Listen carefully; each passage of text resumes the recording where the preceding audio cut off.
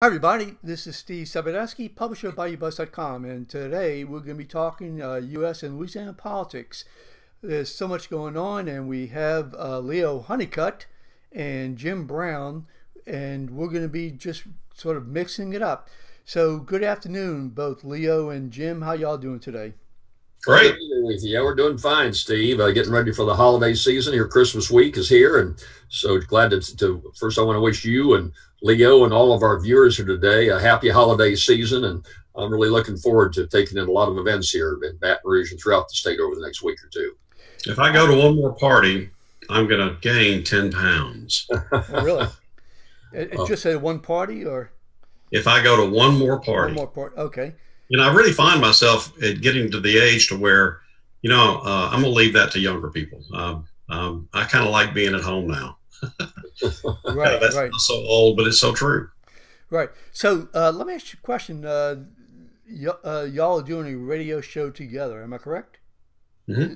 Yeah, Leo is kind of not writing a book right now. It's the holiday season. I felt kind of sorry for him. So I've been bringing him on as a co-host on my radio show the last month or so.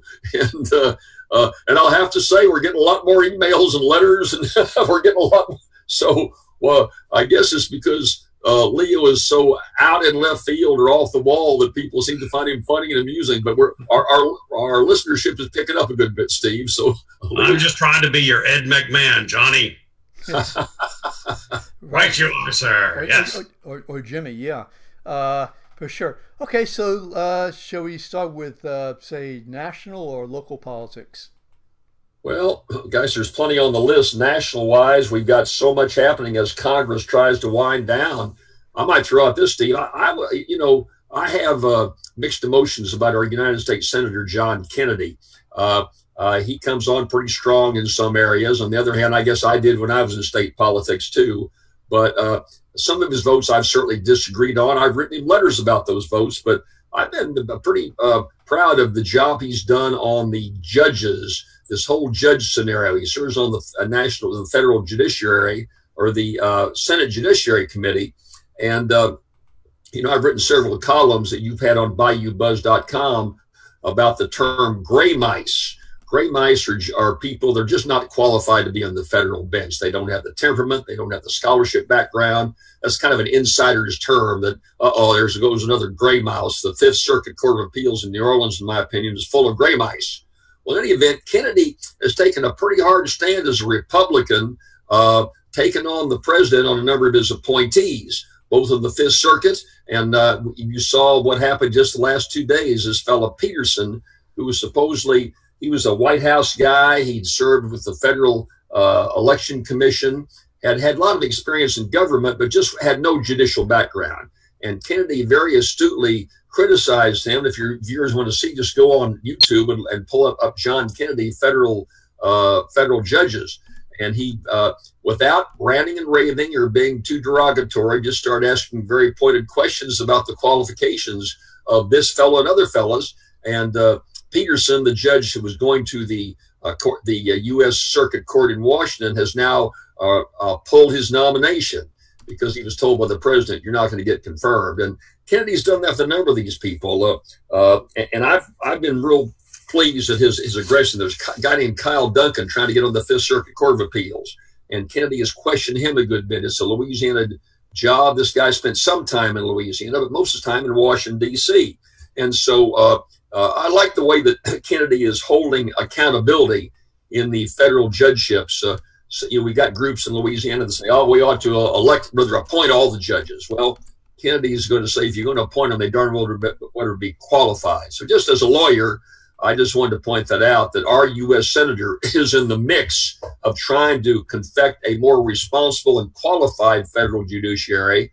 And I just wanted to point that out, that our U.S. Senator is... You there with us, Steve? Yeah, I'm sorry. Go ahead. Yeah. Yeah, in fact, so anyway, I just make that point, and we just need more qualified judges. Having said that about unqualified judges, and I think there's a number of unqualified federal judges in this state, Leo and I had the honor of going to the memorial service for Judge Jim Brady. He's a federal judge here in Baton Rouge, and looked on as one of the real giants in the courtroom here, or the courthouse, excuse me. Time's up. Yeah, Jim, I wish he was calling me. And Jim and I had lunch about every Monday at a local restaurant in Baton Rouge called Sirap's. He loved Lebanese food. And he and a number of judges would come up from New Orleans to join Jim. He was kind of the guy there in charge. And, you know, these federal judges have lifetime appointments. Usually they're up on their pedestal and hardly talk to you. Jim Brady, as Leo knows, he'd come into the restaurant, and before he'd leave, he'd work the room like he was the governor or something. He'd go around to every table and shake every hand. He was very competent, handled a lot of the desegregation cases in Baton Rouge, which has some really major cases. Before he died, Steve, he was going to handle the case involving the guy that stole Donald Trump's Social Security number. And it was a big case involving that he was about to take on. So died very unexpectedly at 73. Great judge, and Leo and I both were there to memorialize and meet with people. The governor was there, judges all over the state. It was a great turnout Sunday. Senator John Breaux gave one of the eulogies. You what? Senator John Breaux gave one of the eulogies. John Breaux did a marvelous job with his eulogy, as did former federal Judge Tucker Malansaw, who brought the crowd to tears. So it was just a marvelous way to spend a Sunday afternoon remembering those who have served us well. And Judge Jim Brady certainly served us very, very well. Sure. Thank you. So, Leo, let's talk about some of the national issues real quick. And, you know, what do you think is, for you, the top national issue that's going on right now? Is it the tax reform? Well, I think that's going to be a major issue for all of us. It finally looks like it's going to pass, or did pass in its final form. And it looks like that there's going to be about a 5% tax break for most. That's going to be a trickle down. But, you know, if the corporate rate actually goes from 30 to 35 to 20%, I think Wall Street right now is reacting to that. It's a little bit down right now, it looks like. But by and large, I think it's going to be good for your 401k plan in the short term. That's just, you know, after having talked to a few people in the business, it looks like this is really going to pump up some bottom lines, profit and loss statements, that kind of thing. And I think it'll probably stem the tide to a degree of corporations that have international presence from going to Switzerland or trying to find companies over there and then reform their charter elsewhere over in Europe someplace, because that's where they say that they can get away with not having to pay federal taxes. But I have since understood, too, that, for instance, ExxonMobil has not paid $700 million in taxes over about the last 8 or 10 years for some kind of tax break that they get. So, you know, I think it's interesting that none of that came up when they were vetting Rex Tillerson for the Secretary of State. I wondered why that didn't come up, as being one of the largest corporations on the planet, and somehow they didn't really pay federal tax for a number of years. Okay, so if anybody wants to chime in, they can make a comment on Facebook and YouTube and LinkedIn, where this is also being shown. It's also being played on BayouBuzz.com, my website. So I will be looking for your comments, and we'll be throwing them out to our guests. So please, and also, if you're watching, please share with your friends, let people know that we're live, that we're talking about these important issues. I just, to follow up on what you're saying, I just finished writing a column on BayouBuzz.com, and basically, you know, the nature of the content was about, and I'm actually trying to get the title here. It was called "If You Like Your Plan, You Can Keep It." Oh yeah. Can we keep our Trump Republican Congress tax reform plan for the rich? So here's my take, and I'd like to get your thoughts. Again, I don't have any real opinion on the merits of the plan that's going to be approved today, House and Senate, and sent off to the president tomorrow, and signed tomorrow, as I understand. My only real issue, in terms of what I personally understand, is dealing with the promises that were made by the president and others, but particularly the president, about the rich not getting richer, not taking advantage of the loopholes, not taking advantage of the pass-throughs. And he told us this over and over and over, but apparently from everything I see, the opposite is happening. So, my feeling is, if this is a middle class tax break, then why are the middle class not getting more? And why is the rich getting anything at all? I mean, the president said they aren't. So, to me, I'm looking at this as sort of like Obamacare. You can keep your plan, you can keep your doctor. Well, but that was a big lie. I mean, right? I mean, that was a broken promise. Well, this is a broken promise. This is a big lie. Okay? I mean, the rich are going to get richer. No question about it. I'm not saying they don't deserve to be, but the middle class, in the scheme of things, deserve it a whole lot more, and the president told us it's not going to happen. So why is it that nobody's talking about this?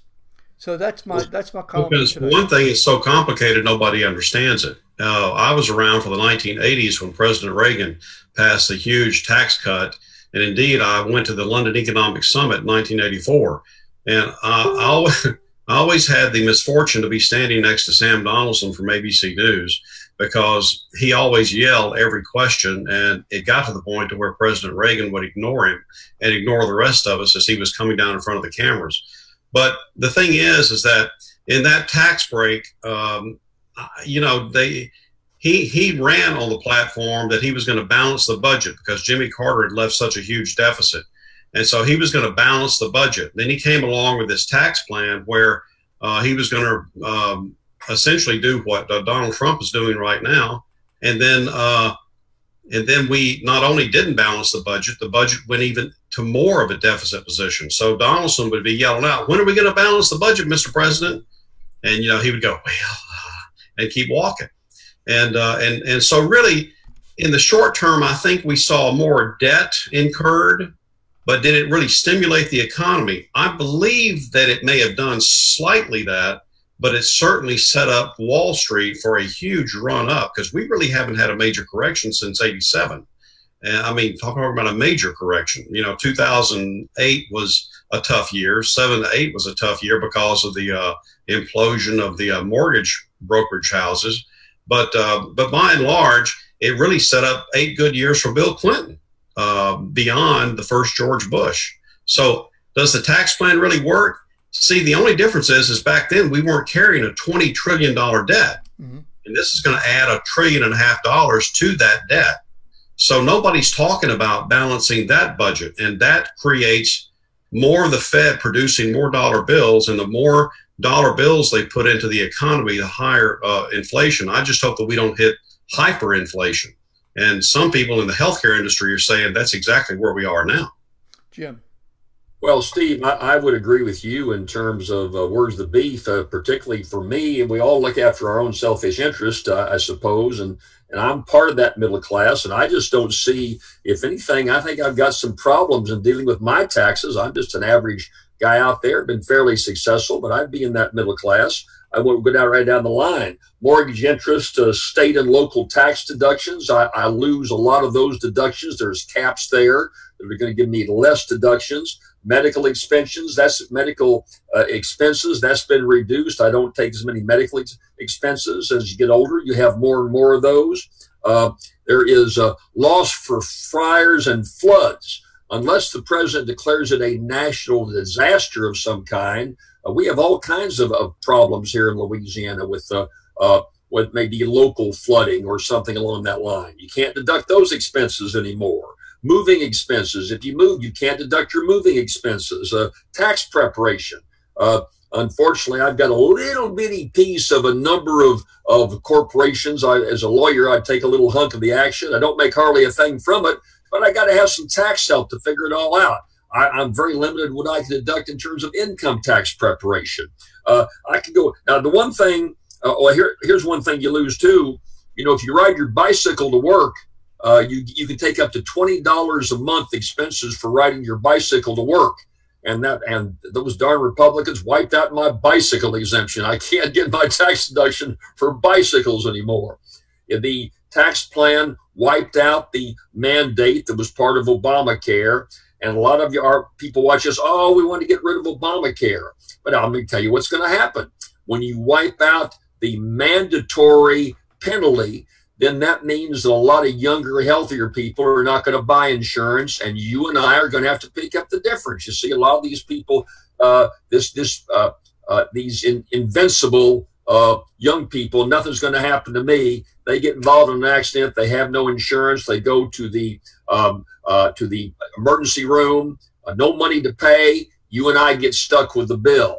So when you go across the board, I'm going to pay more taxes, and maybe others aren't. But in the case of the middle class, Steve, as you pointed out in your column, we're going to get hit. Not only is it going to do nothing for us, my taxes are going to go up because of this. And, I don't mind my taxing going up if I see something in return. But as Leo pointed out, the deficit continues to rise. We're not cutting into that deficit. And so I don't see any win-win scenario out that way. As Leo said, it's very complicated. Republicans have a majority, and they're hoping that these uncertainties will color any political opposition. But I don't like it. If I were in Congress, if I were a U.S. Senator or Congressman, I would vote no on this proposal when it comes up today or tomorrow. Oh, Leo. Well, I was just thinking that if we're going to spend that kind of money and we're going to run up the deficit even higher to $1.5 trillion, I'd rather have heard that was going to go into public works projects to restore interstates and bridges and try to re-up the infrastructure and put a lot of people to work and put money into the economy like that, which is what I thought President Trump said he was going to do. Now, this tax cut is going to come down to individuals who say, what are we going to do with this extra income? Are we going to save it, spend it? Are we going to put it in the stock market? What are we going to do with it? And just like we saw back when the mortgage brokerage houses and like Goldman Sachs and the rest of them were bailed out, that money was supposed to, Ben Bernanke said that money was supposed to go into go into the bank and to be loaned out. It was supposed to go in as loan reserve so companies could go in and they could borrow the money and expand. Well, they didn't do that. They held on to that money. They just kept the money, and then eventually they paid paid most of it, I appreciate, back to the United States Treasury, but it didn't work. The point is that when you do programs like this, it's up to individuals to do something with that money that stimulates the economy, and invariably that does not happen. So if at best at this point in time the plan has a 44% approval, and in my opinion, between 30 and 44%, somewhere in that range, if it backfires, well, first of all, if it's successful in the short term, then obviously Republicans ought to get a lot of credit along with Donald Trump. But with that kind of negativity, and if it backfires, school's up. School is over. The people can say, well, we told you we didn't like it. We told you we didn't want it, and you didn't listen to us. The same thing that Donald Trump and Republicans said about Obamacare. Why don't you listen to us? Well, for one thing, if we just went to a flat tax, and I've read about this down through 50 years, people have been talking about if we had a flat tax, it would simplify the tax all the way, but it would hurt. It would hurt the upper classes and hurt the elite. And the richer classes, they don't want that. They don't want that. It would also dissolve the IRS as we know it, which would be a huge savings for the deficit. And then it would also dissolve a lot of accounting firms and CPAs. So you're not ever going to see that. It's like I heard an economist in Dallas one time said, you're never going to see this for sure. You'll never see a young whippersnapper mathematician come into an insurance company and say, hey, I know how we can become more efficient and pay out these claims faster. Because the insurance companies are making money off the float. That's the reason why they continue to tell you, if you go to the doctor, we're going to deny this claim until they're actually forced to do it. That is the biggest mess. And so, who's going to clear the air on all this? It's so complicated that I think a lot of people are just giving up. It's just like, well, whatever. Really? I mean, you feel like they're just giving up. Let's see. Well, look at your voting. Go look ahead. at voting percentages. Go on. I said, look at the voting percentages. Look at the apathy at the polls. Look at these recent elections that we just had. Well, one thing also that happens, Steve, is we've got listeners watching this and who understand on what we're talking about, but the whole change in the flow of the news business makes it awfully difficult for the average person to pay attention to what their congressman or senator is doing. You just don't have the investigative reporting going on anymore. It used to be that issues like this, that every senator and congressman would be held accountable to what their vote was like, be quoted why they voted for or against. You just don't see that anymore. Very rarely do you see any response at all. I think the Picayune, which I guess is the first or second largest paper of the state, they do run a box on Sunday that you got to find back to the back section somewhere. It just shows what the issue was and what the vote was and how your senator representative voted. Outside of that, if you don't read that, and fewer people reading a newspaper, people don't know. And of course, their senator will come back and pontificate and say, well, this thing is complicated. And I tried to fight up there for a Louisiana exemption, blah, blah, blah. And voters just don't really know the difference. If you've got an aggressive opposition party, then quite frankly, they can kind of be the other side of the coin, if you will, or trying to give a more balanced view. But in Louisiana, we don't, we've got a Republican Party and that's it. And the Republican, there's no Democratic Party, there's no loyal opposition. The Republican Party never challenges what a congressman does. And the only Democrat we've got elected up in Washington, D.C. is one guy, that's Cedric Richmond down in New Orleans. Everybody else is Republican. And I don't see him screaming and hollering. I guess he don't want to rock his boat too much. So as a consequence, we don't have anybody holding these guys and gals accountable, Steve. We did a few years back because you had a good two-party system. One was a check and balance, and the other, you had the press, which was the fourth estate, really watching how these votes took place. You just don't have that today. So once you get up there, you can get away with speaking out of both sides of your mouth, you will, or voting one way and talking the other way. And it's just a different world. And it's not healthy. It's not healthy for Louisiana, not healthy for the nation. So another topic that we talked about last week, of course, was the Alabama election. Were you surprised with the results? Well, I was up there late watching it all. My gut reaction of just some of the polls and the press response was that Moore had kind of tightened the race up. He was at one point in some of the polls for a few weeks out, 8 or 10 points behind. He apparently tightened it up. In that race, there was so much money. I don't know what the final totals were coming in, but the Democrat was getting something like $250,000 to $300,000 a day coming in the last few weeks of the campaign. Had enormous sums of money, had third-party groups that were on his behalf. The Republicans were kind of dancing very, around Moore, where the Democrats, they had Charles Barkley, and they had a number of celebrities in there beating the bushes for him, and they had President Obama making robocalls, and they had Bill Clinton making robocalls. So they had to pull out every single stop in the books to defeat this Republican candidate. And I think the conventional wisdom is that any other average Republican official would have won that race. So I wasn't surprised when I learned about the massive Democratic response, the amount of money being spent, and the fact that so many Republicans backed away from Moore, even though the president towards the end did endorse him.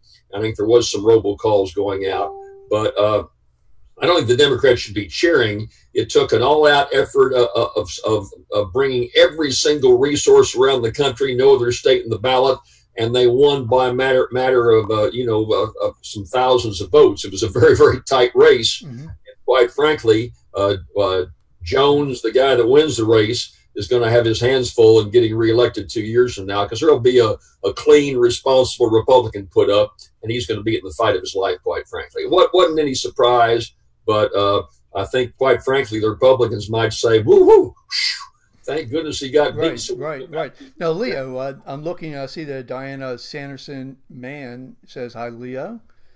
And Jane Smith Green says, hey, Leo and Jim from Union Parish. Where the heck is that? Where Union Parish is up there in Arkansas. Barberville, wonderful place, like Darbon. I've got so many great memories. Leo, you do too. I love that parish up that way. So Union's a great parish in the state. Well, listen, those people in Union Parish and elsewhere, go ahead and share this video with others. Like it, please, so that we can get the word out for the Leo and Jim show, or the Jim and Leo show. Coming to you on Facebook Live, YouTube, Bayou Buzz, Twitter, LinkedIn. So, Leo, were you surprised at the outcome? Part of me really wasn't, because I had a feeling toward the end of that campaign, and I got to admit, I didn't follow it that close. I didn't have to actually follow it because it was all over the news. So, and I think what happened at the end, there were some unfortunate things that Moore's wife said off the cuff, and I think that probably kept a lot of their usual supporters at home. And that's really what happened. Is they had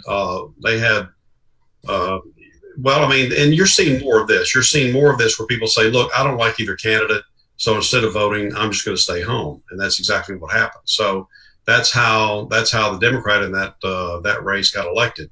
And I think Jim's right. Next year or in 2 years, they're going to have somebody else they're going to trot out there that's going to be squeaky clean.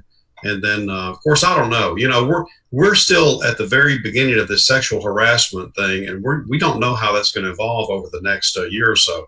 My own feeling about that is that unless a person really admits to having done this, which Roy Moore did not do, then go ahead and take it to the court system and just go ahead and put people on the witness stand. Go ahead and try to dig up the evidence and find the evidence and let a jury decide that, because this to me is a little bit dangerous, where anybody can come out of the woodwork after 20 or 30 years. I'm not saying it's not true, and I'm not saying they didn't get harassed. I'm not saying it didn't hurt them some way, but I'm just saying that in our society, in this republic, we're supposed to live by the rule of law, and a person is supposed to be innocent until proven guilty. Innocent until proven guilty. Right, and what we're doing now. Yeah, go on. Well, I was just going to say, what we're doing now is we're casting guilt on people until they're proven innocent, and it's just like I just saw the intern or the production assistant on the Today Show, one of the first to accuse Matt Lauer, and she said she was 24 years old and she was in awe of Matt Lauer, and they started an affair. He was married. They started an affair that lasted for about a month. The sexual affair lasted for about a month. So her premise now is that at 24, she wasn't emotionally mature enough to have done something like that, and that he took advantage of the situation. And all that may very well be true. But she was 24. Age of majority is 21. I mean, you're considered pretty much an adult by the time you're 18. So we all make mistakes. We all do stupid and dumb things. The thing is, do we come back 25 or 30 years later and accuse somebody of something that we really willingly did at the time? I just think that's dangerous. In terms of proven guilty, my feeling about that is that the standard in politics and the standard in, say, entertainment and is totally different than the standard in criminal trial or even civil trial. The question is whether or not people, after reading information, gathering all the information, have they made a decision on the merits, and what is that decision? It's the standard of beyond a reasonable doubt. I mean, that's going to be impossible for anybody to put together, given the lack of information that's out there. But my feeling, having said that, my feeling is, look, Donald Trump said he was going to sue and hasn't. I'm wondering whether or not we're going to get a lawsuit coming from the former U.S. Senate candidate. I think that certainly would be the way that he can, or they can go ahead and like you said, basically prove their self. But again, I understand what you're saying, and that is that how do you disprove something that happened 20 or 30 years ago? Well, here's Yeah. my only concern about it is that can you go into a courtroom and prove something beyond a reasonable doubt? Okay, well that's been forever. There's been a court system, so that's always been the case. No matter. But my point now is that what's going to be the next allegation? See, what's going to be the next thing to bring somebody down? Because where will it stop? I mean, if and you're going to wind up seeing at some point where somebody makes up something and it's going to destroy somebody's reputation or career or family or whatever else. And it's just like we had a case down here back in the 1990s, right before Dale Brown left as coach of LSU. And there's a guy named Lester Earl made a charge through the NCAA that he had been bribed and paid in order to be recruited to LSU. Well, the NCAA, they got his deposition, and that's what he said, and yada yada, and so they wound up charging LSU, and they wound up taking scholarships away for like 3 years. I know this because of doing this book with Skip Bertman, and Skip became the athletic director, and it was under a cloud. The basketball program at LSU was under a cloud. It also helped to ruin Dale Brown's stellar reputation. But here's the bottom line: 10 years later, Lester Earl came along and said, "You know what? I lied. None of that stuff happened. The NCAA wanted me to say that. They put me up to it. They sort of made me feel like I had to do it. And so I lied, and I lied against a guy who actually had not done that." But it was 10 years later. And an awful lot of people don't remember that. They just remember the first thing that was said. So, well, you're right. And then you get into some of these challenges. I know I always love to listen to Prairie Home Companion Garrison Keeler, and his story is he patted some gal on the rear end, and all of a sudden he's out completely with Prairie Home Companion. And you've got some of the, on the other hand, the pendulum kind of swings on these things. I was talking off the air with you, Leo, that Matt Damon kind of said, look, we've got to show a distinction between someone that really sexually assaults someone and somebody just gets maybe patted on the fanny. And some of the which is not right. The what? I said, which is not right. We shouldn't have anybody on the fanny. But there is a difference between sexual assault and maybe giving someone a pat or something along that line. But Damon's just being roasted in the news by a cross section of I don't know the term to use, of those pushing the change in perspective. But you are right. The pendulum needs to kind of come back and find a reasonable balance there, Leo. But those who this has sure brought down an awful lot of people, and they have resigned, they have stepped down or moved on in their career without really challenging it. So many of the allegations so far, way beyond what I ever anticipated. I never really thought you'd see this kind of thing coming out. So it's probably helpful as a cleansing. You can bet there'll be a lot less mistletoe at the Christmas parties for the companies. Well, that's the truth. Stay away from the mistletoe, whatever you do. I mean, definitely. So switching gears for a second and talking about what's happening locally. The governor came out and he gave us a little speech at a luncheon yesterday about the fiscal cliff. So are you ready to fall off the cliff? Me? Well, no, I'm not ready to fall off any cliff, but the state has these temporary taxes that are rolling off to the tune of $1.5 billion. Where are you going to? Republicans are saying you got to cut something. You got to cut something somewhere, and invariably, the only two places in Louisiana you can cut are going to be health care and college. So we're going to see probably a substantial cut to the TOPS program, and as far as health care, our population is not getting younger. The population is getting older.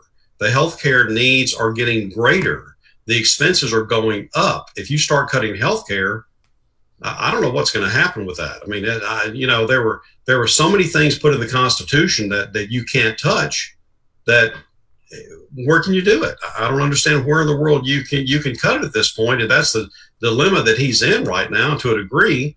I have to agree with some editorial writers that I've seen that say, Bobby Jindal really set this up. He set it up to destroy who was ever going to come in behind him. And I remember actually having this conversation with David Vitter one time during the election. But the deal is that you don't have any other resources to pull from now. We used to have rainy day funds. We used to have some services and all that we could have pulled from or sold some assets, and we could have shored up. But that's what they did back during the Jindal administration, because Bobby had taken this silly oath about no taxation out there, following along behind Grover Norquist, who is a nut. You look online and you look at his background, you wonder who in the world. And this is the reason why it was only like 2 or 3 governors in the whole United States that even followed along behind this guy. So now here we are. Now Louisiana's in a situation where the fiscal cliff is here. We're going to fall off of it in 6 months if we don't do something today. And I think this session is going to be a bloodbath. Well, Steve, I've been hearing about this falling off the fiscal cliff since I was first elected as senator in 1971. We're always in dire situation, and it is very serious financially. But I've been disappointed in Governor Edwards and not symbolically, maybe not being able to fill the gap, but not symbolically cutting. As Leo has said, there's not been much cutting. I would give you an example. The Morning Advocate here in Baton Rouge has done a 2-part story about the industrial tax exemptions, where industry is getting billions and billions of dollars of tax breaks. And they pointed out that the tax breaks now that these industries are taking, getting the tax break and using the money to modernize their plants and doing away with jobs. In other words, we're losing jobs because taxpayers like us are funding these tax breaks. We went through that whole thing with the movie tax exemptions. We give away an awful lot here in Louisiana. And symbolically, it's not going to fill the hole, but I wish the governor would show some symbolic tax cuts. Look, let me tell you what, I was a statewide official for 20 years. In those 20 years, if the governor came in and said, Jim, look, I'm sorry, we're broke. You got to cut your budget by 20%, 25%. I would bitch and moan and complain, but I could do it. There's all kinds of tricks that go on there. If you got $500,000 in your account to buy new furniture and equipment, and it's getting close to the end of the year, you quickly go out and spend it all, even though you don't need it, just so you can ask for the same amount next year. All these tricks have not been dealt with. But Steve, they've cut now for for what, 6 years in a row. So what? The state, or they've raided funds. I mean, well, you're right. I agree. All around. So we've gotten. I mean, I'm not saying we can't cut more. And hopefully Republicans will come up with this. They said they're going to come up with their own plan with details. If there's cuts to be made, let's make the cuts. But we have been making cuts, and we also have been raising taxes. The point I'm making is the fiscal cliff is real. We've had to deal with it now, since Governor Jindal, even before, because we've had to, do the smoke and mirror game. Well, then why don't we get creative, Steve? Let me tell you what. More progressive states in this country are raising money this way. They're selling off some of their assets. One of the busiest toll roads in the country is the Virginia Toll Road from Washington, D.C. down through Virginia. It's a privately owned toll road that's built privately. The busiest bridge in Detroit, Michigan. The busiest bridge crosses from Detroit into Canada. It's owned by one guy. He built the bridge. My daughter crosses a bridge every single day. She's a nurse and in healthcare out in Hood River, Oregon. She goes from Oregon to Washington across a toll bridge that's owned by a family up that way. I can give you examples after examples. In Chicago, they're talking about selling the downtown Midway Airport. So why can't we get creative and do something for that, leasing them out? The Causeway Commission, down where you live, Steve, suggested some time back about possibly selling the Causeway Bridge or leasing it out to where it'd be run privately. And everybody went nuts. We can't do something. What a dumb idea. We can't do something like that. Hey, listen, Everything ought to be for sale. If we can bring money in during a crisis, or we can run it better and private industry can do it better, then why not do something like that? Steve, we don't think outside the box. The leadership is not there in the legislature and in state government in Baton Rouge. We never propose something outside the box. It's always, oh, we got to keep what we have. Give me more money. And that's been going on for the total 28 years I've been in public life. It's never stops. We don't think outside the box. So, Leo, what do you think about privatizing bridges and subways and trains? I mean, you had a situation yesterday. I mean, we have a real infrastructure problem. You know, where does, I'm just wondering, if you sell out, let's say, the causeway, and you have infrastructure issues, then who pays for that? Well, if a private firm buys it, they pay for it. They find some way to do it. But of course, what they would do is say, if we do that, it's going to throw us into bankruptcy, so you're going to have to bail us out. I mean, this whole thing has become really kind of a joke, but it's not funny. Privatization, I mean, Bobby Jindal privatized the prison system. Mm-hmm. The minimum security prisons, at least. And I know at least one or two of these places that were built by public funds wound up closing down. One's in West Carroll Parish in Epps, Louisiana, almost a brand new facility. Closed down, sitting there, a liability now to the state, because anybody could try to break into it for whatever reason and hurt themselves, turn around and sue the state. So what you're saying is that the private sector is incompetent. They don't know how to run anything. We got to have a bunch of these bureaucrats that have run us into the ground. Let me tell you what, that's the bureaucrats' fault. You build in checks and balances. You audit. You build in a way to modernize what we do and run it right. And that just doesn't happen in Louisiana. Let me tell you, the mantra next year ought to be, when we get ready for an election, you ought to have a big billboard around this state. In the fall, fire them all. In the fall, fire them all. I'm ready to clean house because I just don't see any creative thinking going on in this state right now. All right, well, wait, can I ask a question? Yeah. I want to ask Jim a question because he has been a statewide public official. He has gone through many elections.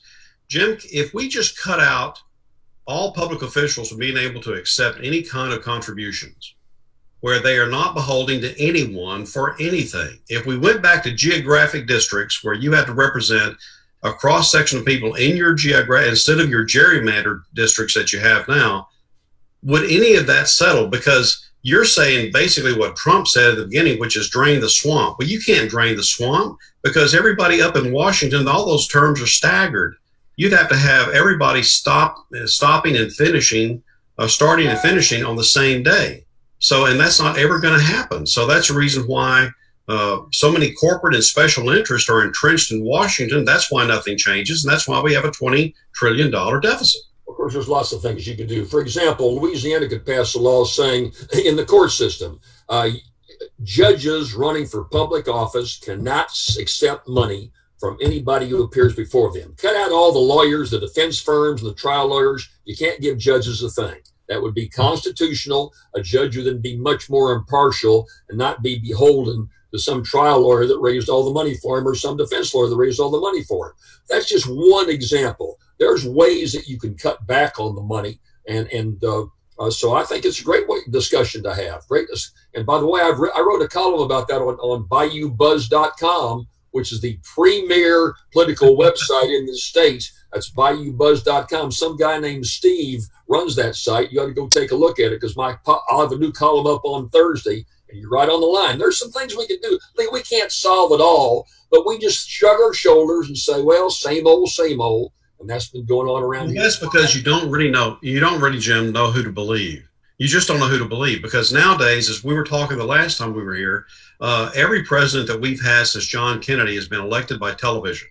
Because as long as you look good and have a good personality and you can laugh and cut up on TV, well, then it doesn't matter really what your voting record is. It doesn't matter what you've done with your life. It doesn't matter if you've been in private sector and you understand business or you work for, or you've had crews or whatever else. You know, none of that stuff matters. As long as you have a good marketer, a good marketing firm, somebody that puts you up there and you get your message right, and then it goes along with the party politics and the party bosses, that's the people who get elected. So once that person gets into, you forget about Mr. Smith goes to Washington. That idealism just can't last because invariably there's so much money involved in this. And Russell Long and I had this discussion shortly before he died. There's so much money that we are in peril. The whole country is in peril. And I did that interview with him 20 years ago. And now we have super PACs. I mean, which really, in my opinion, is destroying the country. I mean, really, I mean that.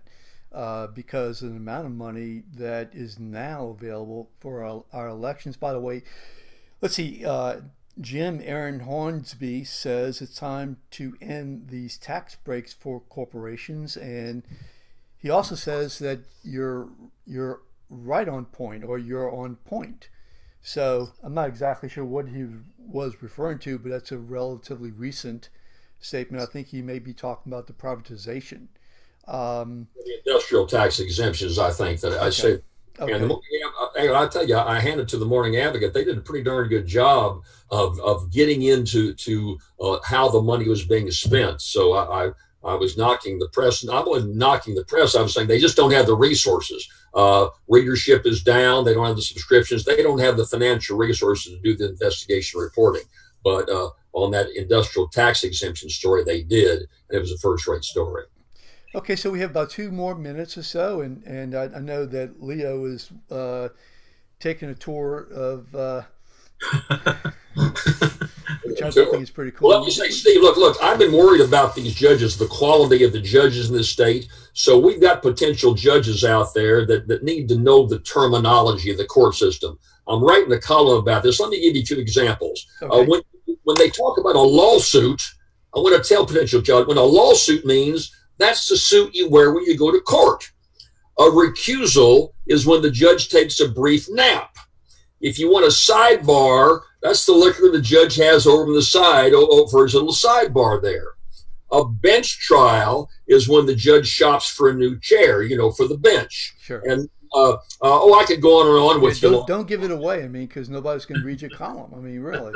Well, I wanted to point this out. Oh, sure. Yeah, there's some good things. And then, of course, when you get into Marbury versus Madison, Steve, that's the final NCAA football championship, when Marbury takes on Madison. So I'm going to put all these in my column I want to hype for this week on BayouBuzz.com. So those who want to be federal judges will know these terms and be able to answer the questions of Senator Kennedy. Speaking of, I was actually going to write a column today about Senator Kennedy, but take it from a different angle, and that is that Senator Kennedy did a really good job with Peterson. I mean, he did a really good job, and he's done a really good job on that committee. So maybe Senator Kennedy ought to maybe he ought to be the guy who ought to ask questions during the presidential debate, such as had he been around to ask questions for, say, Donald Trump, Mr. Trump. Have you ever read any of the rules and regulations of the FBI? No. CIA? No. Have you ever spent any money? Have you ever paid or made a contribution to any local judge? Yes. Those are the kind of questions that I think he did very well in terms of Peterson. And maybe, somebody ought to, ask those kind of questions. Not just, I'm bringing it up about Donald Trump because I think that we had somebody who was woefully, say, not equipped in terms of experience, for the job. And certainly Obama had little experience at all. He had 2 years in the U.S. Senate. So maybe we ought to have, maybe these people ought to go in front of the Congress before they actually, get their, go before the public in their debate. And maybe we ought to be able to ask those kind of questions that definitely are not being asked. Good idea, Steve. I think we ought to get more to the truth. And listen, I got my guitar back out.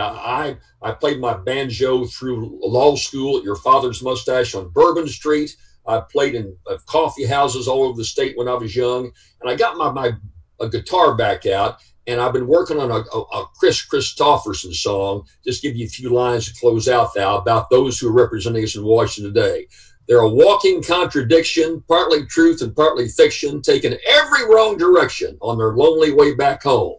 There's a lot of wrong directions on that lonely way back home. So Chris Christopherson nailed it, I think. And I agree with what you're saying about Senator Kennedy asking the right questions from the president on down. It's good being with you today, Steve. Listen, thank you. And Leo, do you have any pass or any lasting thoughts for us? Well, I think that everyone should probably, during the holidays, not just watch It's a Wonderful Life, but also watch Jimmy Stewart in Mr. Smith Goes to Washington, because you will see that everything we've just talked about has already happened. Absolutely. So, guys, listen, stay on for a second. I'm going to push the buttons, and you guys who are watching, please go ahead and share so everybody else has a chance of being able to get these great words from Jim and Leo. So I'm going to turn these buttons off. Merry Christmas.